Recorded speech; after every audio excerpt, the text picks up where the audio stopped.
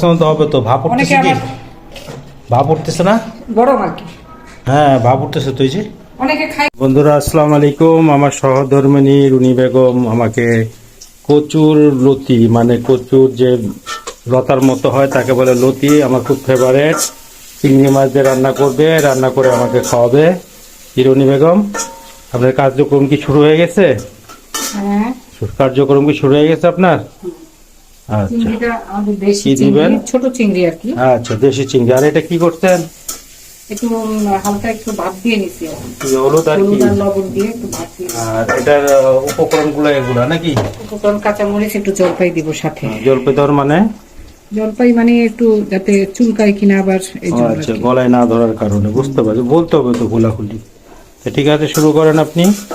মশলাটার সাথে চিংড়ি মাছটা ভাজা দিতে পারি। মানে আপনি পেঁয়াজটা কি বাদামি রং হলে মাছটা দিবেন নাকি না? না, চিংড়িটা দিলাম এই জন্য, চিংড়িটাও ভাজা হবে।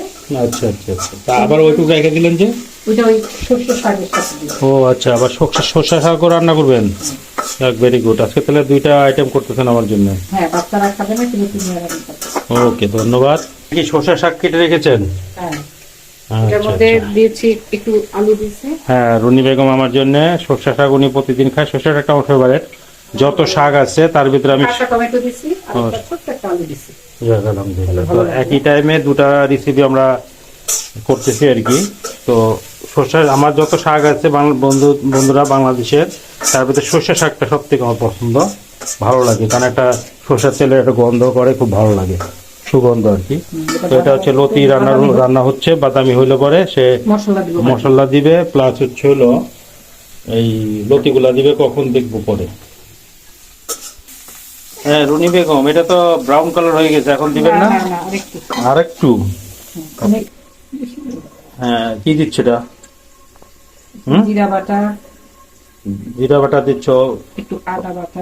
আচ্ছা, তার আগে একটু পানি দিয়ে নিছো না? হ্যাঁ, যাতে মশলাটা পুড়ে না যায়, পানি দিয়ে কষানো।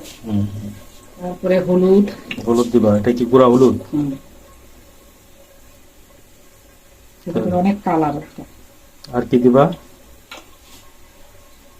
ধনে গুঁড়ো, ধনে পাতার গুঁড়া, ধনিয়ার গুঁড়া।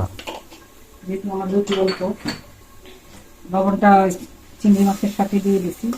আমি এটার মধ্যে গুঁড়া মরিচ, আরো আছে কাঁচা মরিচ, পেঁয়াজ, আর কি টমেটো আছে এখানে?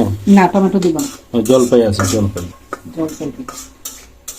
জাস্ট তো বন্ধুরা, মশলা আপনার ভাজা করার পর তেলটা যখন উপরে উঠে আসবে, তখনই আমার রুনি বেগম এটার ভিতরে লতি দিচ্ছে।